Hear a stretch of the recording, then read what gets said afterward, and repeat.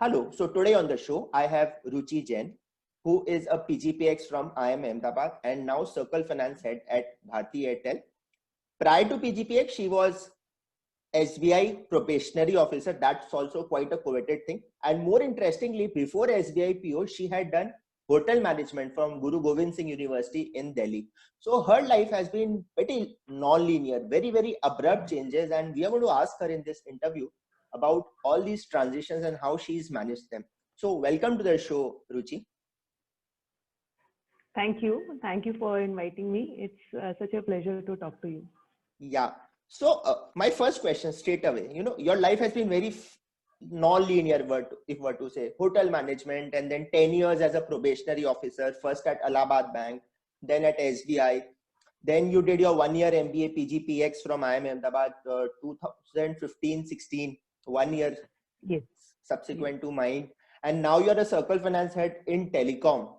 And how do you manage these kind of transitions? They've been pretty abrupt. It's not a linear life, big spurts in your life. So how do you manage all this? What's your mantra? I think there are 2 points. One is I think I started living "you live only once" motto quite early in my life. So I was really interested in getting into IIT. But when I cleared my 12th, I could not get into IIT, and this was one of the exams that I cleared. And while I still was thinking about, I think hotel management was the last college that gave the admissions, and hence I admitted myself. My intent in doing hotel management was the management word around it. I had an idea that over a program of 4 years, there was an internship of a year. I would learn what real world working is, rather than getting into a course and just realizing it after 3 years or 4 years that maybe I do like or don't like it. Exploring all those courses, I like the finance course the most. Apart from the finance, I really like the organizational behavior. And these 2 courses made me realize that one, if I aim, maybe I will get a good position in my career. And second, I should be working somewhere in finance.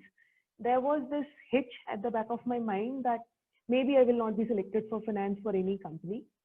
And there was a funny incident also in the hotel that I was interning. There was a 1-week instant at a finance controller's office. And I wanted to understand how do I get into this. And stock answer given was that only a finance guy can get into it. Post my hotel management, I was looking at the areas to get into, and I think banking was the most democratic way of getting into finance. Only you have to clear one exam, a GD and an interview, and you can enter the world of finance. That attracted me at that time. And post that, I've been largely in finance sector only. Banking has been one interesting experience. I have practically grown my entire career, the baby steps there, and I've been thankful to all the seniors there to grow me into a seasoned finance professional, despite not having a finance background. And post my MBA, I already had all the financial experience you require, plus all the financial knowledge. My interview was taken by a CA, and if I was able to impress him, I'm sure I had developed finance expertise by then. So from that perspective, it had been a fairly linear. But what the current experience or the over the years experience has given me, life generally demands 2-3 basic hygiene factors. One, you have to be really, really passionate. And I remember that my highest success has come from the times when I was really passionate about something. And you are passionate when you are unable to think about anything else. I'm talking about that level of passion. And second, holding out when you don't have the passion. You will not have the passion all through your life. When you're not having the passion, just hold out and do the best you can. And the third, I think, is do whatever best you can. I mean, it may not be the best for for the role. It may not be best for the current state in the organization or in personal life, but keep doing your best. The good times will come, the bad times will come, but eventually, if you keep doing your best, you will be better than you were yesterday. Those are the three small things that helped me. All right. So then you are very well settled in banking in SBI PO. So just tell us something about what does an SBI PO actually do? Did you get rural postings also? Were you more into ops? Did you get that corporate role? And then was it like the quest for higher CTC, a better role that prompted you to say, okay, let me give it a full stop, spend this quantum lakh of rupees and apply for PGPX at IIM Ahmedabad? Okay, so there are two questions. One is what prompted my transition from banking to MBA. Second is how the life of a PO is. I'll talk about SBI PO because Allahabad was a fairly short stint. SBI as an organization hires POs and grows, and eventually the chairman till now has been a erstwhile PO. So your career progression, if you are both hardworking and lucky, you can move from a probationary officer to head the largest bank in our country. And that's how the probationers are groomed as well. For 2 years, you are given almost different assignments. I have been posted to rural branches. I have been posted to very large branches. I have been asked to go and sell products, going house to house and or market to market, and do the direct. So all those 2 years gave me an insight into what bank does in general, from opening a saving account or a Kisan credit card to maybe dealing in letter of credit or dealing out a large advance. These are the basic skills or basic information given to you during this period. And then you are posted into a branch or any department as the directive is or as the requirement is when you are graduating from your training. So I was, and when my batch was graduating, it was more about credit analyst or the field executive. This is largely to do with passing out the loans or validating the loans. So most of us got into validating the loans. I was into credit analysis of SME loans, and after that there was an opportunity that came in the way. The bank itself has a lot of internal exams for a few green posts. There was a department called Treasury. It deals with the entire forex management, the asset liability management, the portfolio management in the bank, and there are approximately 200 people at that time to deal with this entire balance sheet of the bank. And there was an opportunity where I could apply for that and get into this field. For 4.5 years, I was dealing with structured products at a time when the financial crisis was still happening. I entered the field at 2008 and went to customers to sell derivative products. I was dealing with clients largely in and around Delhi, graduating from small and medium enterprises to fairly large corporate. I ended up with 80,000 to a lakh portfolio from a 5,000 portfolio that I started. I'm talking in terms of growth. And post that, it was a time for me to fulfill my obligatory duty. And I think it was the best assignment I had in SBI to be the branch head of a 100 crore size branch and lead the branch from the front. So there were a few initiatives that you can take when you are the branch head. And the responsibility also comes not just in terms of doing your own work, but also taking care of the entire team, which ranges from a guard to the officers that are available in the branch. So that was, I think, and you are the Madam most G. interesting. You are the Madam G. Everyone Yeah, says Madam G. You are, yeah, in a rural branch, yes, that happens. I tried to cut that down to people calling out my first name, but I don't think that happened. So this is broadly the experience. And I think the way the organization is, it gives you a great platform to grow and work. And I owe a lot of my career to State Bank. Why did then I chose to move out of State Bank? So there was this thing at the back of my mind that I am not a finance uh, qualified person. That still is there. So and there was one month training that was conducted from SBI side at IIM Lucknow. So all of us were given a month exposure to various management gyan at IIM Lucknow during the 2 year stint. There, for the first time, I saw what quality education is.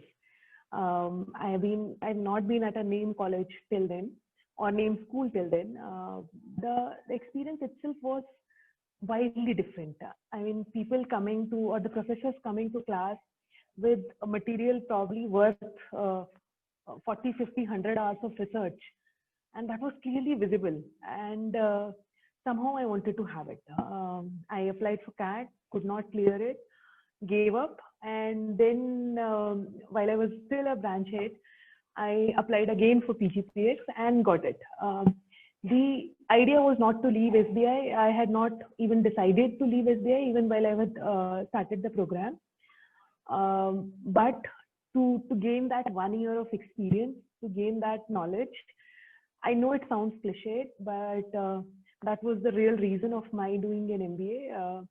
I got to be at Airtel, and it's the position that I am in. That's the most fortunate part of it, but that was not by design. So tell us something about your GMAT strategy, PGPX essays, the interviews. Where else did you apply, India, abroad? So that, you know, this helps the future participants of these programs. The 1 year MBA, because there is a lot of information asymmetry around this 1 year MBA. It's like a big black hole, which most people don't have any freaking idea about. Okay, so like I was in my engineering days, engineering preparation days, I had shortlisted only IIM Ahmedabad. I was not sure that they will shortlist me, but for sure I had shortlisted that if I do my MBA, it will be at IIM Ahmedabad. And GMAT strategy, broadly, I took the official guide and I had solved it thrice. And I had taken the online mock GMATs. There are two. I think I had solved them 2 times. The first GMAT mock I solved twice, and the other one I solved once. Apart from that, at that time there was a website called veritasprep.com. They had some multiple choice questions available on the site, and you could choose whether you want to do 2 questions or you want to do 20 questions. I used to do that after work for half an hour to 1 hour, whatever time was available. Since I was branch head, at times I would be coming very late from the work, or I would be carrying work at home. So whatever time that was available, I utilized that to do my Veritas Prep MCQs. What that helped was clear my concepts quite a bit. And the preparation time I took was, I think, 3 months. With your SBI job? Continue. With the job, but yes, but that also is on the basis that I had given CAT. I had taken CAT, sorry, and had a good score, and had got a call from IIM Ahmedabad also at that time as well. Oh. Yeah, so the background I think was clear, and bank also kept taking one or the other exam, because for treasury I had to give an exam. For interview, for my promotions, the 2 promotions that happened in the bank, I had to read a lot of material on banking, give an exam. So I was always in the habit of preparing for the exam. So what was your GMAT score? 720. Oh, that's good. And then interviews and all, how did that happen? Okay, the funny thing is that I was not expecting the interview call, and I had given it in the way that I definitely will not be called. When I interviewed, I went with two IIM Ahmedabad to give my interview because I will not be selected. And that was the entire mood I had the entire period. After taking my GMAT, you receive there is a process where you receive application form where you have to write why MBA and all that. I wrote the reality, which is what I have told you. And in the interview, the interview was taken by Australian professor and Indian professor. And before the interview, I had these camps where Jan Dhan Yojana accounts were being opened. And since I had a small branch and one of the branch team member was on leave due to medical issues, the entire team was out in villages, including me, to open the account. And when you are there in your UP village, your tone and tenor changes to Hindi, and that to a complete hate Hindi. The entire interview, I was falling back to Hindi all the time. But yeah, the questions were very, very conversational. I mean, the experience was one, I think the IIM Ahmedabad interview and ATEL interview experience was extremely good. These are two interviews where I really enjoyed having the discussion, because it was less a grilling experience, more an understanding of you knowing your fundas, plus the other person and trying to understand your psyche. So the question that came out there is a chit which you have to take out and then talk about it extempore. My chit was, do we deify our celebrities, and what is the impact that it has? I did talk about that, and it was an interesting point to have a view on. And the professor Sunil Sharma was there in my interview. Oh, Mr. Sunil Sharma took my interview also. I mean, quite a coincidence. Very nice. So we had quite a back and forth related to Indian culture, and coming from a female, how do you believe some aspects, and why do you do that? And it all pans across theology, the political side, and the movie stars or cricketer side. It was one good interesting discussion we had. Then the points came on how the Coal India impact will come on SBI, a lot of experience, and why really I want to do an MBA. So since I have already told you the same answer I gave him, that this is why I want to do an MBA, and somehow he was impressed enough to offer me a seat. And I think this was 1 year ride which I am happy I had taken. And you took a loan from SBI only to fund your PGPX then? SBI IIM Ahmedabad? So at that time, no, because I had to apply for study leave, and the study leave came just in time for providing the fees to the company, to the institute. And to take a loan, if you are a SBI employee, you have to take a further clearances, and those clearances take time. It was a choice of loyalty and chasing the dream. I chased the dream at that time, and then I converted the loan to SBI. Okay, so now PGPX campus April 2015, and then the next 1 year, which eventually led your placement at Bharti Airtel. So your 3 specific takeaways from PGPX. And did you focus on finance? Because what I understand from this conversation is that you have been like a very, very pro finance kind of a thing.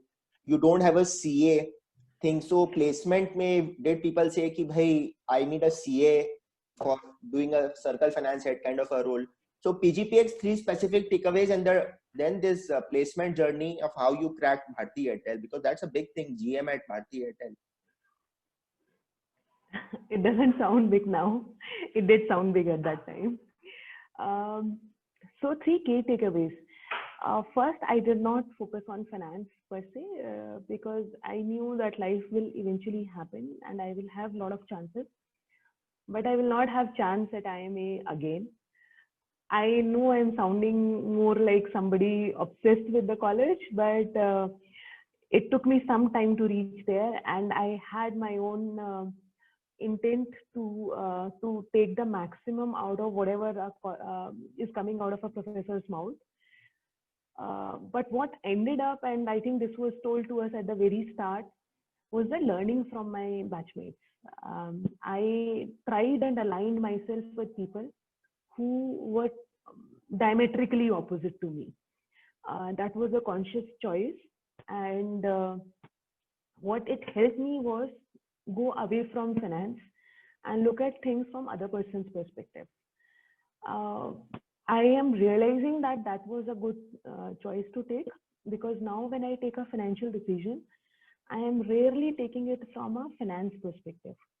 I am taking it from a business perspective, and initially it was slightly difficult for the organization also, and for me also, because I did not have a finance thappa. But over the years, it has proved to be an asset to understand what marketing thinks, what sales thinks, and then decide. There's no point in making a decision only from finance side if it is not going to fly. There's no point in approving a trade scheme, looking at how much cost are we giving if it is not going to give me additional business, because you're giving the entire cost to get some business. So save cost, but the first aspect is business. If business is there, then you are there. That came because I had great learning from all these friends. And these people, it must be true for you also. These people are generally your friends for life. At least they are. You didn't fight with them on campus? You didn't fight with Cindy mates? Not many. Cindy mates, never. नहीं, there are these discussions ना कि submission में ये करना है, finally ये point दिखाना है, and someone says नहीं ये नहीं दिखाना है, यही दिखाना है. That happens. Yeah. So I think I was part of Cindy H, and the people there were very vocal about their own point of view. And ours was the Cindy which will be there till 2:30 debating about every point, and we would start at 6 also. Then it will not make a difference. Submission deadline is, let's say, 5 o'clock. By after 2:30 we'll decide, okay, we have a point of differences, but let us submit like this. And but it never veered into a territory where I had a difference with the person, or my Cindy mates had a difference with me. I think I was blessed to be in, I think, one of the best Cindy's I have. Cindy H, thank you for all the support. And on campus, I have seen people having fights. I think the person that I am, I try to steer away from fights. Even if I have some difference of opinion, I take a moment away at that particular moment and come back and have an adult discussion rather than just fighting it out. In general, I do have my outbursts, but because I generally try to keep a better relationship with everyone, when I have my outbursts, I do get a leeway. So, and that was in SBI, Airtel, and also in PGPX. There is pressure, but you can always understand that the other person is also having the pressure. Okay. So, then we are going to talk about your placement at PGPX and now your career in telecom. And so that's going to be my next question. So, so these like chartered accountants would be reckoning for this same position at Bharti Airtel when they would have come on campus. So how did you crack this whole thing? So while I was on campus, there were chartered accountants from the batch who had applied for it, and I also have applied. In the company also, there are people who have chartered accountancy degree and not have chartered accountancy degree. Both are getting promoted to this level or holding this level. Airtel is fairly democratic, like SBI was. They give you chances if you are ready to take them. We follow the principle of if you're 70% ready and you have the right attitude, we'll make you grow.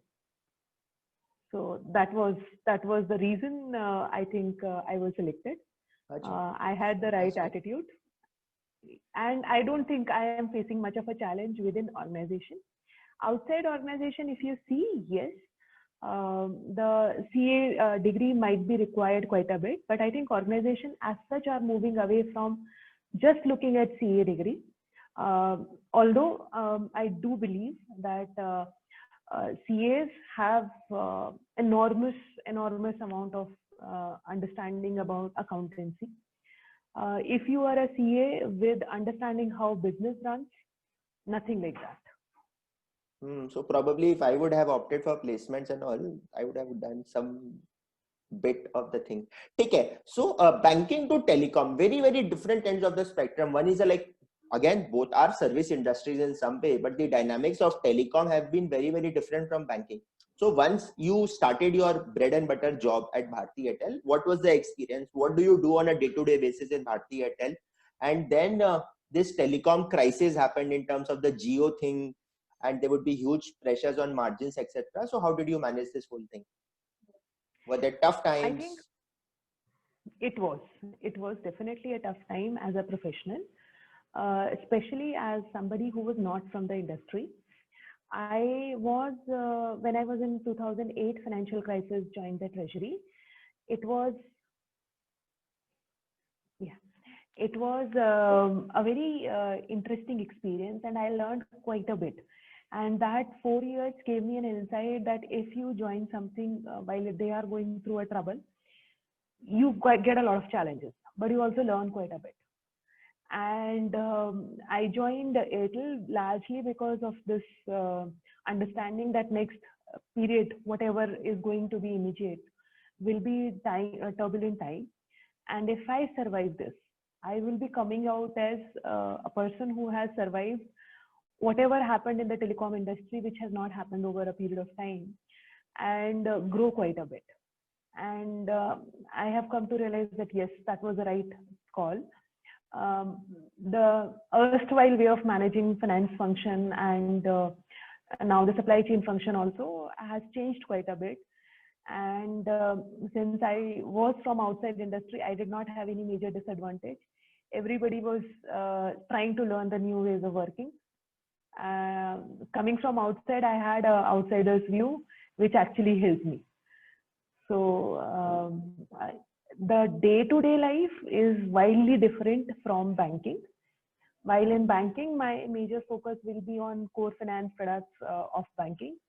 Here, it is not just on the products, it is also on defining the strategy for the circle along with the circle marketing, sales, and CEO, and finding out where we are failing and where we are growing, a complete SWOT. Every year we do that for our circle, where we are the entire SWOT analysis and find out the problems that we are going to solve. This is, I think, the biggest learning I have also from the current leader I'm working with.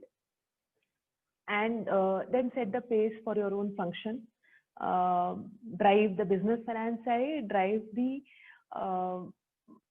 accounting finance side from having a collaboration with those teams.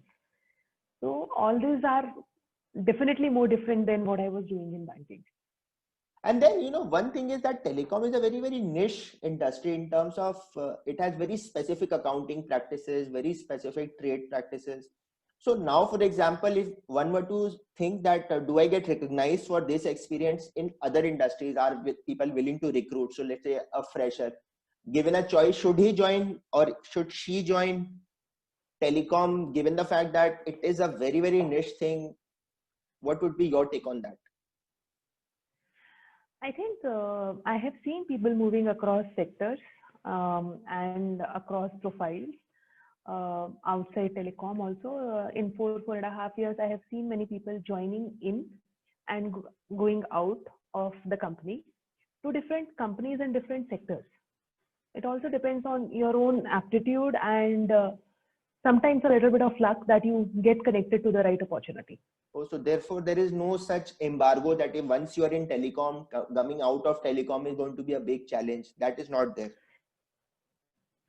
I think it is all in somebody's head, because let's say if I am a sales head for a telecom company, what I'm trying, and I'm talking about the B2C part, what I'm trying to do is I'm trying to ensure that my distribution, village to village, town to town, is correct. My product, which is network, is available across. If you have that understanding, that skill is fungible. But if you start looking at it from the prospect of, I can sell how will I sell a soap? Then you will not be able to. So slight change of perspective changes the entire context. If you're trying to move yourself away, like I was trying to move myself away from hotel management to banking, I did not think that I am a hotel management graduate. I banged upon the understanding of financial management I had in those 3 years. And to be frank, if I had done BBA, which is a hardcore finance program, or BCom, I'm not talking about CA for a particular reason, because that would have been completely out and out finance. I would have been reading for 3 years the same subject. It's just that my overall qualification is hotel management, and I have read, in addition, multiple subjects. I think if you start focusing on what is good, then you are also able to market it. And frankly, if you are sitting in an interview, you have to market a little bit for the other person to know you, because they don't know you. Not that you have to tom about everything, but they have to just know you, that you will be able to do it. Everybody, as the manager, when I hire, what I am looking at is that the person is right attitude, and they will be able to handle this job, even if it is outside their comfort area. If you're able to define those two things, I have seen people taking chances on other people. Okay, so if I were to quickly sum up this entire conversation in terms of what has been your ROI on PGPX, what would be your recommendation to future aspirants? Ki bhai, what is the quantitative and qualitative aspects of the return? Because you kind of forego 1 year of salary. Chalo, theek hai, SBI PO mein your salary would not have been that much, like, but theek hai, fir bhi. And then 30 lakhs now, or in our times, your was also 21.5 lakhs? 25 lakhs. So that is like a lot of money, 25 lakhs, and then 1 year of salary. So then how would you justify this? That's almost my final question to you. So broadly, you have a 20 lakh salary prior to PGPX, 25 lakh or 30 lakh loan, the cost is 55 lakh, 20 and 30, 50 lakh, 50 to 55 lakh, including your living expenses. It's not a cheap course. And there is no guarantee that you will get a job, just to be sure. But for me, the entire intent of doing an MBA was to stay at IMA, learn from the IMA profs. Whatever happened to me is the cherry on the cake. I know it sounds quite comfortable for me to say right now, and I would have had to take a hit in terms of ego if I had to go back to SBI after I had appeared for interview, but I would have been okay to go back to SBI. So for me, the ROI has been immense. I still recall the conversations we used to have on campus, the zeal of professors, especially one professor, Sebastian Morris, when he would teach economics, he would forget that there is a time for break. He would forget that the class has to go for another class. He would be in his own world teaching about economics in a most non-linear way. Oh my God, yeah, I remember. I can't get that experience anywhere. Absolutely. Jayant Verma talking about finance, cracking finance jokes, half the class never understood their jokes. But yeah, finance guys do understand that jokes, and you could understand the passion that guy has, or the childlike interest he has in the finance side. If a person can at that age has all this, you are too young. Yeah, absolutely. We have a lot of world to conquer. So my ROI has been immense. My suggestion to others, think of what you really want to do and why you are doing an MBA. If it is for money, it is okay to say it is for money. Not to others, maybe, not to the interview panel, but to yourself, you have to be clear. There will be a lot of ups and downs. It's not that my day is rosy when I'm working, or my life was rosy even on college. There's a hell lot of competition. You will survive if you know what you want. That's broadly my bit of advice, nothing else. Amazing. Thank you so much, Ruchi, for sparing time out on a Sunday morning and sharing your experience. I am sure that it's going to be very, very useful, worth maybe $200 of a classroom which someone would have otherwise attended. So thanks again for this class. And thank you, Anurag. Thank you for calling me. Sure. Thank you. Bye-bye.